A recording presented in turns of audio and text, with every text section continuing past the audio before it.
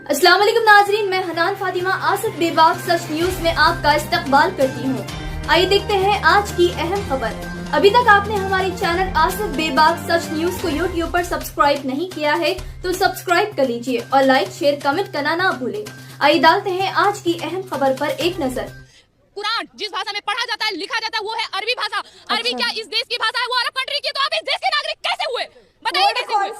दो कौड़ी के जो अरे भाई साहब सुनिए, सारे जहां से अच्छा हिंदुस्तान हमारा, किसने लिखा था? ये एक मुसलमान था, बड़ी शान से लहराता है तिरंगा जहां पे।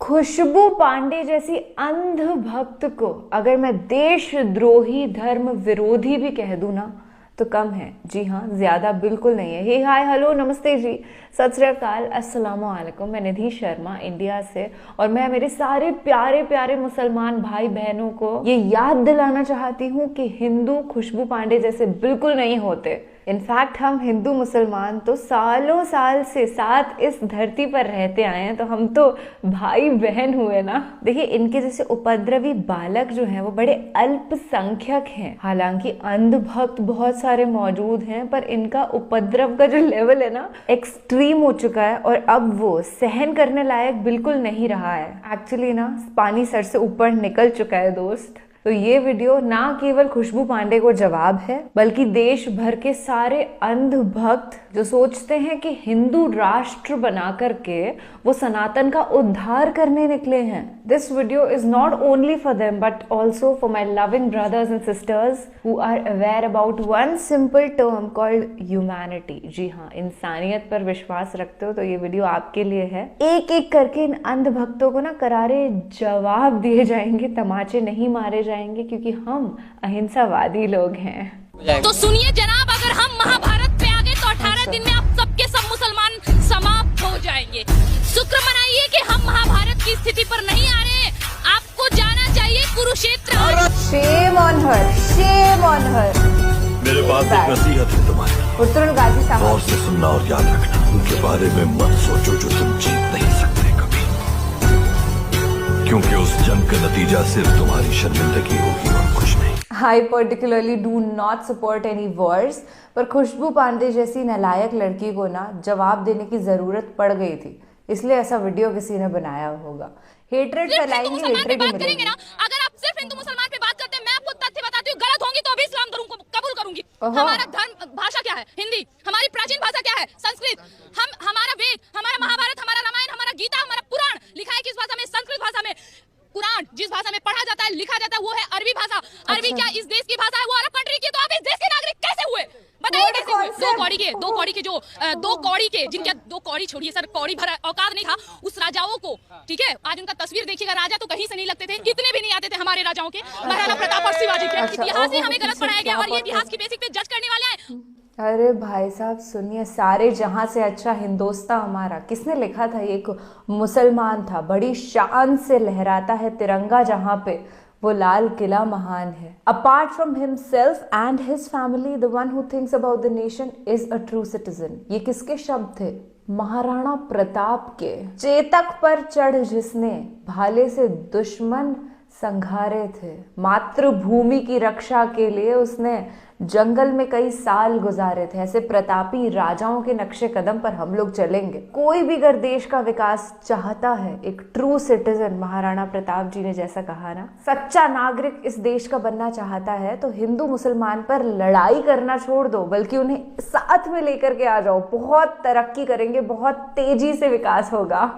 अब आम आदमी पार्टी केजरीवाल है, उन्होंने दो काम किए बहुत अच्छे लगे मुझे, एक हॉस्पिटल, एक एजुकेशन। ये दो चीज़, अगर एजुकेशन नहीं होगी तो कुछ भी नहीं होगा भारत में, हमारे देश में। दो चीज़ें बहुत अच्छी लगी, एक हमारा हॉस्पिटल और एक एजुकेशन। ये दो चीज़ें, इसके अलावा कुछ और भी काम करके करोगे भी क्या तुम? बेरोजगारी, भाई बेरोजगारी नहीं है। रोजगार की क्या डेफिनेशन मानते हैं?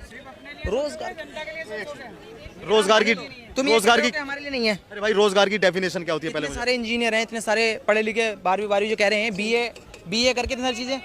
अगर यहाँ पर हमारे देश में अगर छोटे मोटे जैसे असाइनमेंट्स खोलते हैं, जैसे बहुत सारी चीज़ें हैं, कहीं साइट हैं, उनमें लगा सकते हैं इंजीनियरों को कहीं पे भी, लेकिन इन्हें कुछ यही नहीं आता।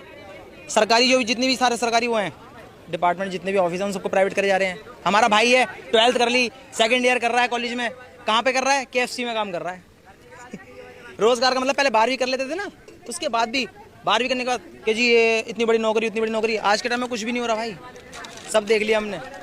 सबसे बड़ी बात है महंगाई, गरीब आदमी और गरीब हो रहा है, अमीर और अमीर हो रहा है। अडानी अंबानी 1 नंबर पे आ रहे हैं, 2 नंबर पे आ रहे हैं, 3 नंबर पे आ रहे हैं, और गरीब होता जा रहा है। देखते जाओ, दिख जाएगा और भी दिखेगा। कौन सी सरकार आनी चाहिए फिर आपके अनुसार 24 में जो प्रधानमंत्री बनने के लिए? मेरे हिसाब से तो केजरीवाल को खड़ा होना चाहिए उस चीज़ में, पीएम के लिए।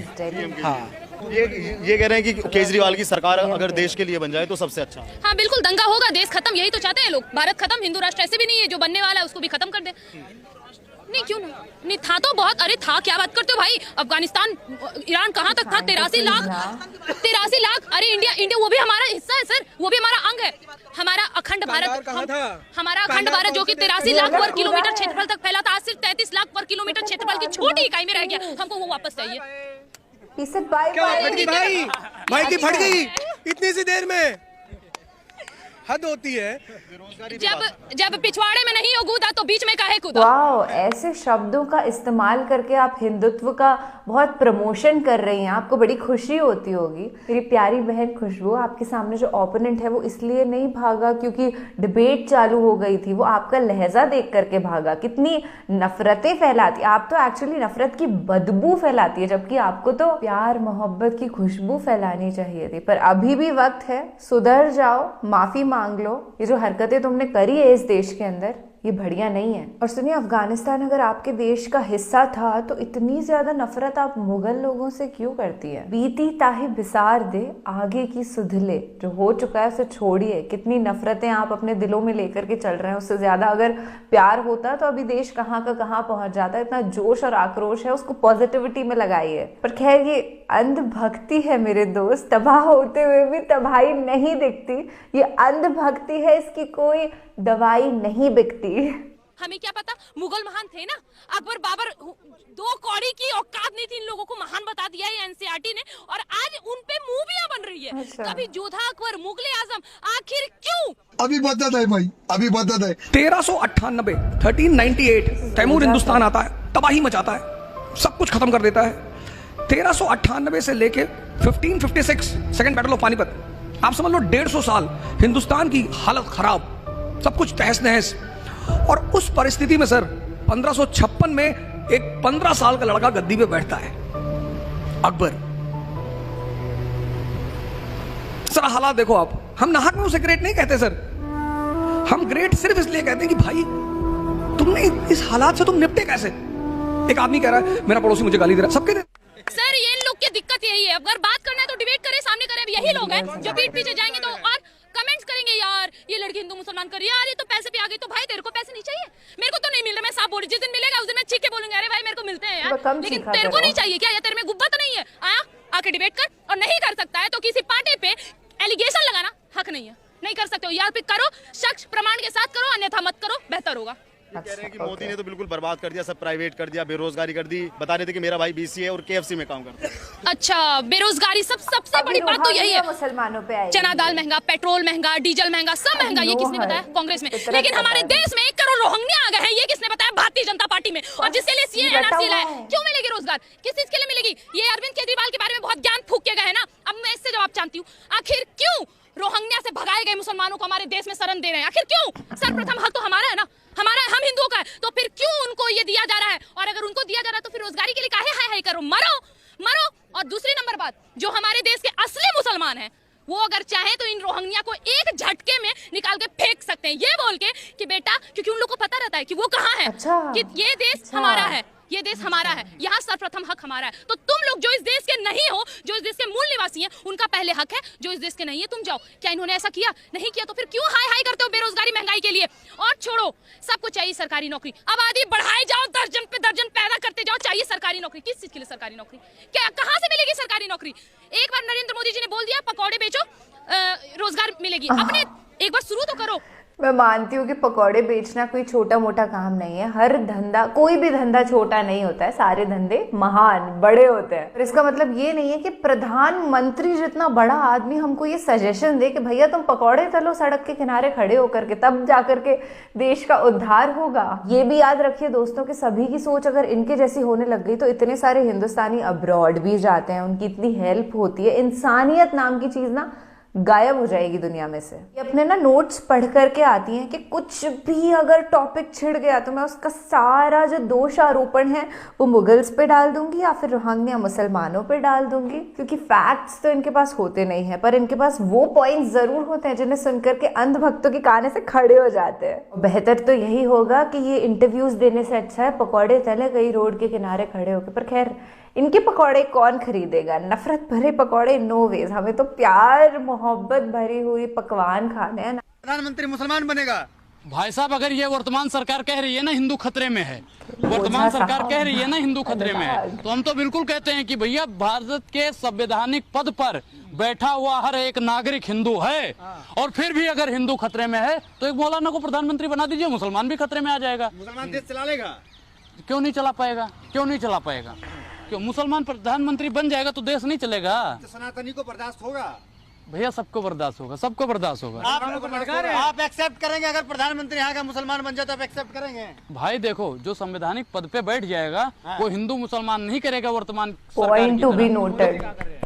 अच्छा अभी आपने ही बताया कि मुस्लिम विरोध मुस्लिम है इसकी वजह से। मैंने कब कहा मुस्लिम है? अच्छा अभी आपने क्या कहा, फिर से बोलिए पत्रकार महोदय, फिर से बोलिए जो आपने थोड़ी भाजपा वाले कर रहे हैं तो और जो उन्होंने करा है भैया मुसलमान का सीधा विरोध करें। तो मैं कह रहा हूँ कि मुसलमान एक एक मुसलमान 24 में इनको ईंट का जवाब पत्थर से, ईंट का जवाब पत्थर से देना मतलब कि जो करंट सरकार चल रही है ये ना ही आए तो बेहतर है। देखिए इन सब मुद्दों का हल ना एक ही है कि दिलो दिमाग में जो लोगों के कट्टरवाद पैदा हो चुका है ये एकदम वैनिश हो जाना चाहिए। जैसे कि अनुराग ओझा भाई साहब हैं और ये मुसलमानों के हक के लिए खड़े हुए हैं। We need people like him in the politics. और ये इतना समर्थन मुसलमानों का पता है क्यों कर रहे हैं? क्योंकि एक पार्टी है जो उनको डिग्रेड करने की कोशिश कर रही है, डीमोटिवेट करती है। हर बात बात पे ऐसा फील करवाया जाता है कि जैसे वो हिंदुस्तान के नागरिक नहीं है, जो कि सच्चाई बिल्कुल नहीं है। क्योंकि आप सोच के देखिए हम तो कितने यार ब्रिटिश राज से भी पहले से साथ में रह रहे हैं इधर ही, फिर ये अभी एकदम से कैसे हिंदू मुस्लिम दंगे भड़कने लग गए। आपको रामदेव जी का भी बयान,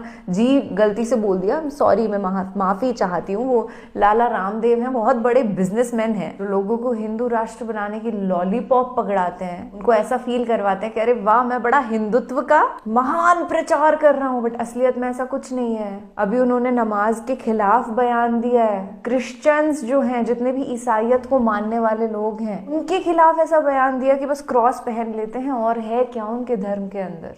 क्यों भाई, सिर्फ तुम्हारा ही धर्म महान है? भीमराव अंबेडकर साहब ने जो संविधान लिखा था ना, ऐसे लोग उस महान संविधान की धज्जियां उड़ाए दे रहे हैं। हमें इस प्रोपेगेंडा का पार्ट बिल्कुल नहीं बनना है। और सोशल मीडिया चाहे आपके दिमाग को कितना भी पोल्यूट करने की कोशिश करे, पर कभी हिंदू मुस्लिम विवाद नहीं होना चाहिए। क्योंकि सही मायने में धर्म हमको हमेशा प्यार करना, चैन, शांति, अमन, नेकी यही सिखाता है। पर लोग इस चीज को डिकोड ही नहीं कर पाते हैं, बस उसी में उलझ के रह जाते हैं कि हमारा धर्म महान। धर्म सारे ही महान हैं और हर धर्म की धार्मिक किताब में लिखा हुआ है कि हमको अलग अलग ट्राइब्स में बांट दिया है ऊपर वाले ने। अलग रिलीजन्स हैं, अलग कल्चर्स हैं, ट्रेडिशन है। ये खूबसूरती है इस दुनिया की। Appreciate it and live happily with each other. और इस वीडियो को यहाँ तक देख ही लिया है तो बहुत अच्छे से जानती हूँ नफरती चिंटू नहीं हो, लवेबल ललन टॉप हो और हमेशा ना टॉप पे ही रहो। आखिरी में यही कहूँगी कि आप अनमोल हो क्योंकि आप प्यार करना जानते हो। तो इस प्यार के पैगाम को हमेशा दुनिया भर में स्प्रेड करते रहना दोस्त। अपना और अपने पूरे परिवार का ख्याल रखना। जय हिंद, अल्लाह हाफ़िज़।